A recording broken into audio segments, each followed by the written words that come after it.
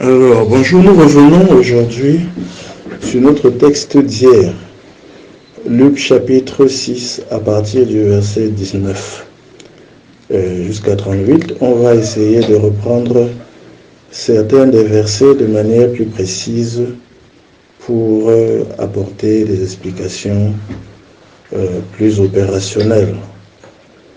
Alors, au verset 22, heureux serez-vous lorsque les hommes vous haïront, lorsqu'on vous chassera, vous outragera,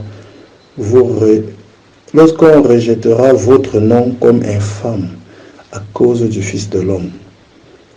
Bon, ici de manière évidente, Jésus-Christ rappelle à ses disciples que les tribulations qu'ils subiront à cause de lui devraient être une source de réjouissance et de bonheur pour eux, et qu'ils devraient s'attendre effectivement à subir des tribulations pour lui.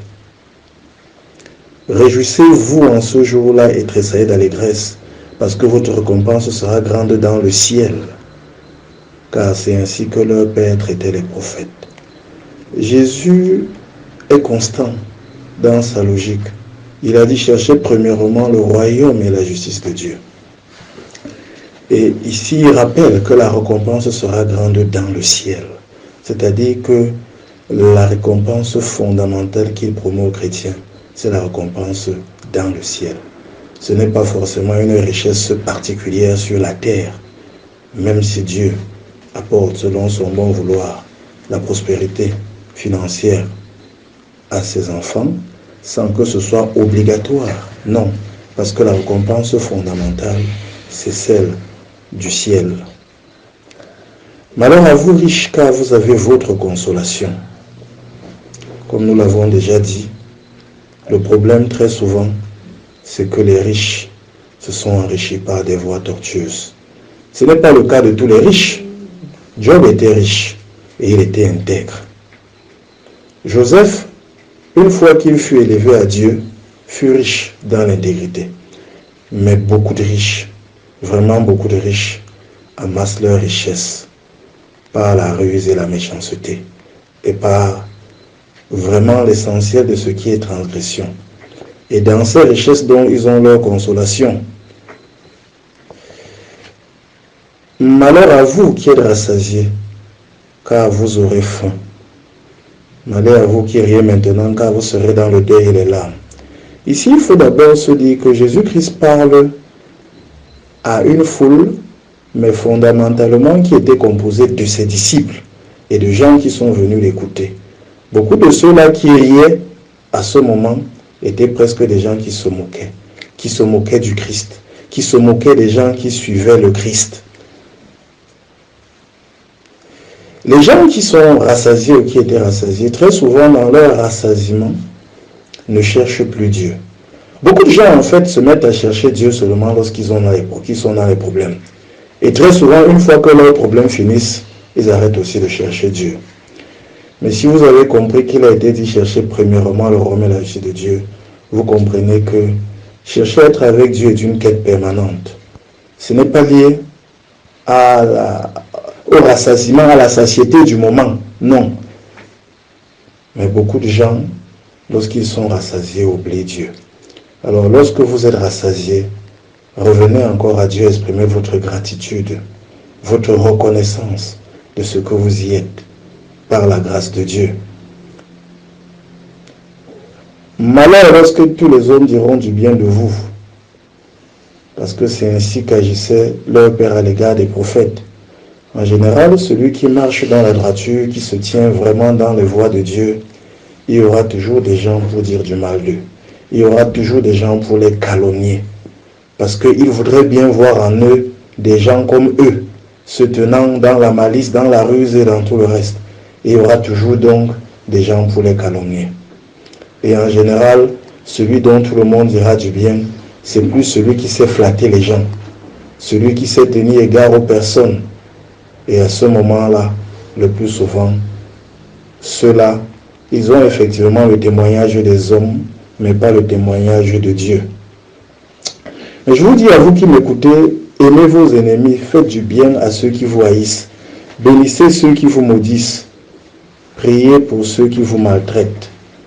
Alors ici, Jésus-Christ introduit un ensemble de passages qui rappellent une fois de plus l'enseignement, l'amour fondamental de Dieu.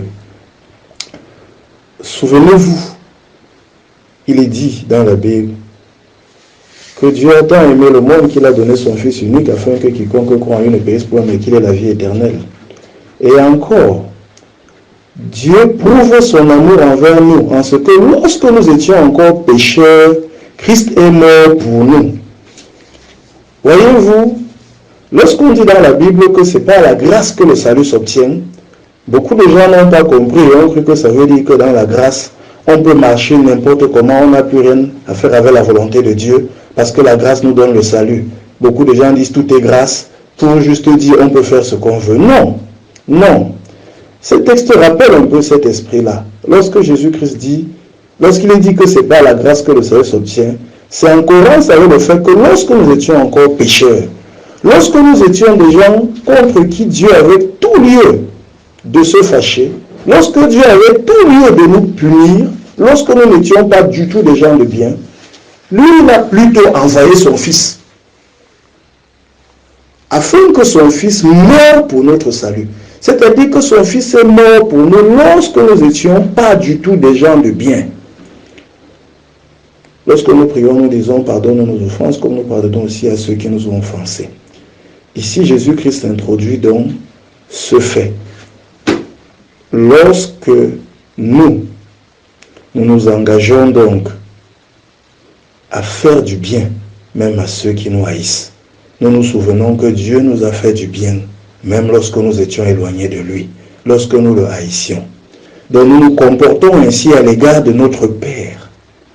Lorsque nous nous engageons à bénir même ceux qui nous maudissent, nous nous souvenons que jusqu'à ce jour, il y a des gens qui maudissent Dieu.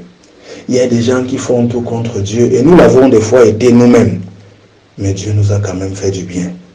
La Bible dit que Dieu fait lever son soleil sur les bons et les méchants. Et que Dieu use de patience envers tous, ne voulant qu'aucun périsse, mais que tous arrivent à la repentance. C'est aussi cette patience-là qui nous est demandée, n'est-ce pas? Si quelqu'un te frappe sur une joue, présente-lui aussi l'autre. Si quelqu'un prend ton manteau, ne l'empêche pas encore de prendre ta tunique. Donne à quiconque te demande et ne réclame pas ton bien à celui qui s'en empare. Ce texte, cette partie est un peu difficile à comprendre et même à accepter. Et en général, lorsqu'on la lit, on passe juste à côté. Il est clair qu'effectivement, ce n'est pas à la lettre qu'il faut comprendre ce qui est dit ici. Parce que si quelqu'un comprend juste à la lettre, donne à quiconque te demande, cela signifiera que si quelqu'un vient là, il te demande ta maison, tu vas juste prendre ta maison et lui donner.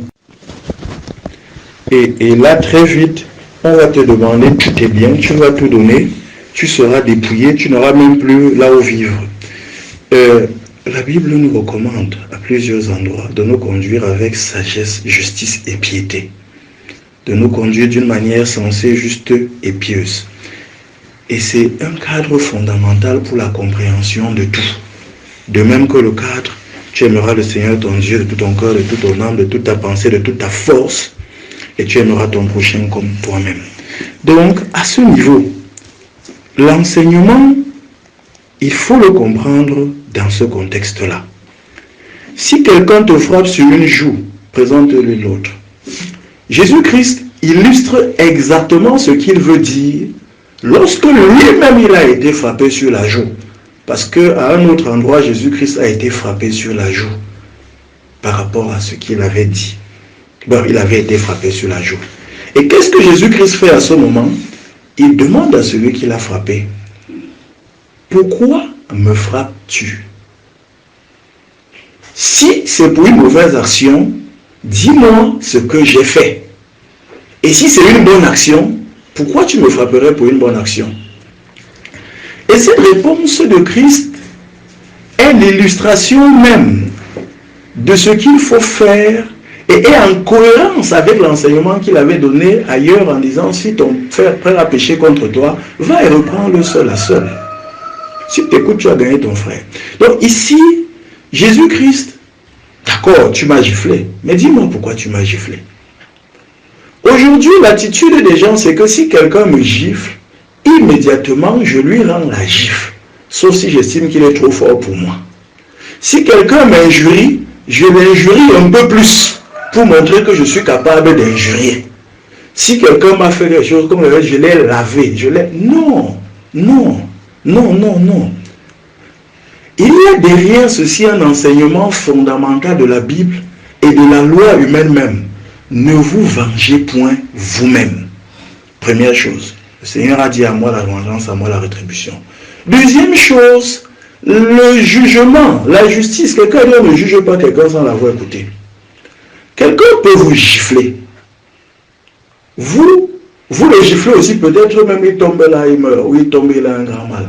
Alors que si vous lui demandez pourquoi il vous giflait, peut-être il a vu sur votre joue un scorpion mortel ou quelque chose qu'il fallait absolument tuer tout de suite, sinon ça vous aurait créé un grand dommage.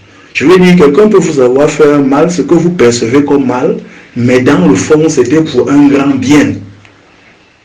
Comme les parents qui corrigent leurs enfants, ou comme des fois, quelque chose qu'on fait pour prévenir un grand malheur.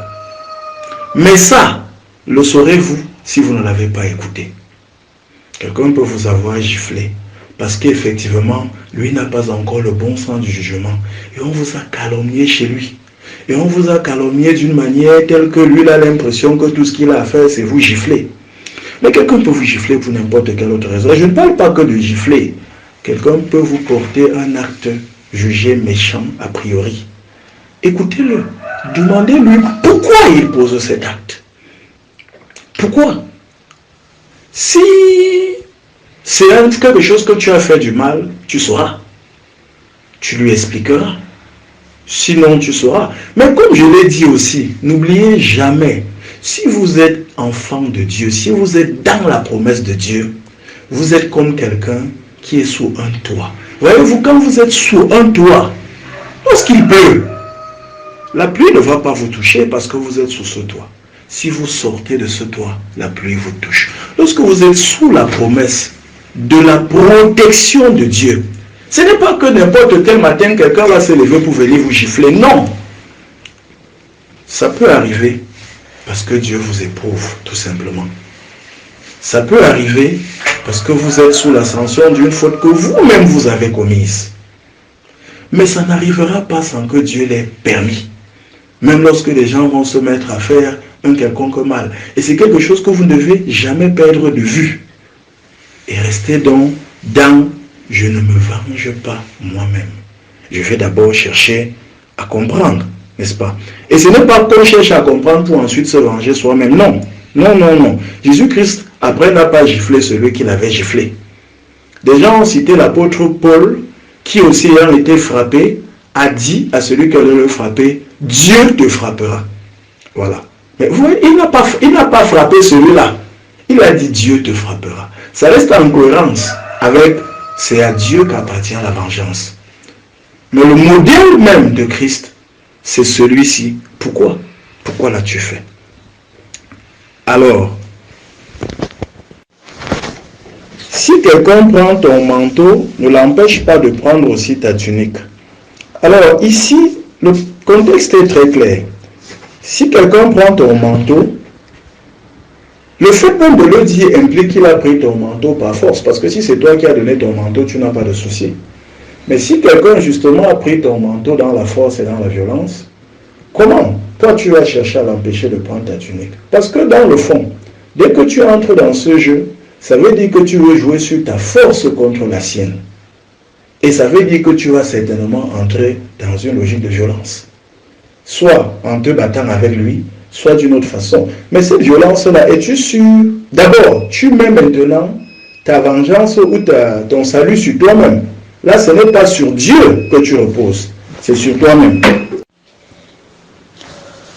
Par contre, s'il décide de te prendre toutes ces choses, je dis encore et j'insiste, si tu es fils de Dieu, si tu marches dans les voies de Dieu, tu te souviens que les choses ne t'arrivent pas sans que Dieu les ait autorisées.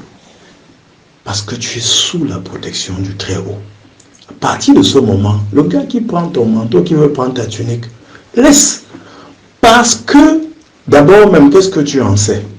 Peut-être Dieu s'est rendu compte que cette tunique-là est une tunique de malheur pour toi.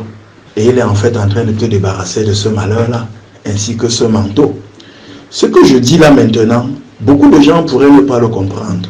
Mais je vais vous dire, et vous pouvez même faire des recherches sur Internet pour peut-être mieux le comprendre. Beaucoup de foyers aujourd'hui ont été détruits, ou sont dans le malheur, simplement à cause de ce qu'on a appelé les alliances, les bagues de mariage. Les gens se sont mariés, ont pris la bague, l'alliance qui scelle leur mariage. Sauf que parmi ceux qui vendent ces bagues, ceux qui les fabriquent, il y a beaucoup de fils du diable qui, lorsqu'ils fabriquent ces bagues, les piègent au niveau spirituel. Mettent là-dedans des charges spirituelles négatives qui vont faire que ceux qui les portent vont subir une sorte de pression démoniaque. Des fois, même ceux qui les portent pourraient, sans s'en rendre compte, être en permanence en train de travailler pour ceux-là qui avaient fait leur bague de mariage. Ils ne vont pas savoir qu'ils travaillent pour les gens, mais ils vont juste se rendre compte qu'ils ont toujours le malheur dans leurs affaires. Ce qu'ils font, il y a toujours un truc qui vient gâter. Il y a ceci, il y a cela. Ils travaillent juste pour aller dépenser l'argent dans les pharmacies, dans les hôpitaux. Il y a quelque chose qui ne va pas. Ou il n'y a pas la paix dans le foyer. Il y a toujours des discussions, toujours. Il y a toujours quelqu'un qui a des soucis. Mais ils ne se rendront pas compte que c'est cette bague-là qui est la source de leurs problèmes. Je ne dis pas que c'est le cas pour toutes les bagues de mariage. Mais je vous dis, à partir du moment où il y a du malin là-dedans, il y en a qui ont ce genre de bague. Parce qu'il y a des gens là-dedans qui font ce genre de choses. Et si un matin, Dieu, pour te débarrasser de ça, sachant que c'était même ça la source de ton malheur, a envoyé quelqu'un t'arracher ça. Toi, tu entres dans la bagarre parce que tu veux absolument ça. Qu'est-ce que tu en sais? Quand tu sais que tu es sous la protection de Dieu, il faut toujours prendre du recul. Parce que ce n'est pas au hasard que Dieu autorise que des choses t'arrivent. Maintenant, le gars qui a pris ton manteau, il a pris ta tunique. Mais, on t'a dit, ne t'oppose pas forcément à cela. Point. Après, tu as le choix. Tu peux rentrer vers Dieu. Certains vont dire, moi je veux aller déposer une plainte pour me plaindre contre lui. La Bible dit que les magistrats sont les agents mis en place pour exercer la justice et la vengeance au nom de Dieu. Les magistrats sont des auxiliaires pour exercer la vengeance au nom de Dieu. Si tu veux confier ton dossier à un magistrat, prends juste le soin de regarder d'abord véritablement si ça vaut la peine, si ça vaut réellement la peine. Parce qu'on a dit on ne se rend pas justice soi-même.